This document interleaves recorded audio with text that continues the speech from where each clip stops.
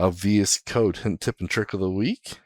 Have you used any of these Peek tools? Because this one is a CSS I actually don't use Peek. VS Code. I'm still using IntelliJ by IDEA, and I like it. There's one or two things that are starting to be an issue that it does not do because their ColdFusion support's a little bit behind.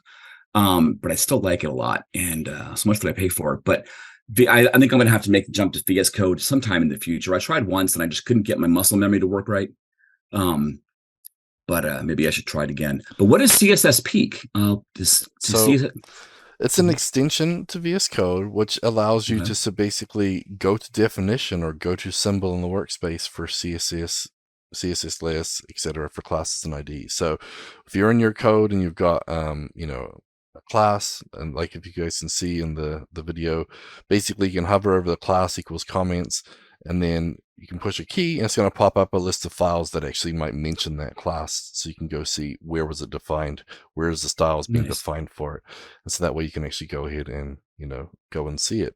The cool thing is sometimes it has more than one container that might have it, or more than one file, so you can go see, let me go look on the list file, let me go look in the SCSS file, or let me go look in the CSS file, because sometimes we've got multiple files being created, and it's a pretty cool looking little tool. And so this is very similar. There's other tools out there. So there's Peek for other tools. I know that you can do that with JavaScript stuff and just HTML items in general. And with the CFML extension, you can click and click through to go see the definition of a lot of things as well. So, but this little Peek thing is kind of cool because it's so hard to find out where your styles are. That's the biggest problem with the old school styles, is that you might have that style mentioned in 6 different places and you got to find where it is or if it's still being used or not.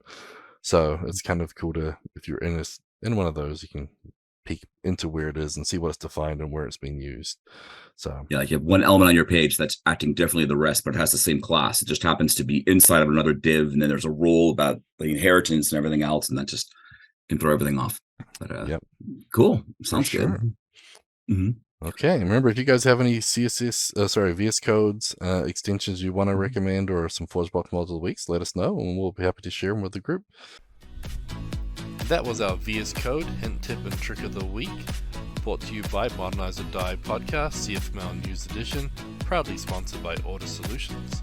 You can see the new episodes every week on cfmlnews.modernizeordie.io or on the Order Solutions YouTube channel.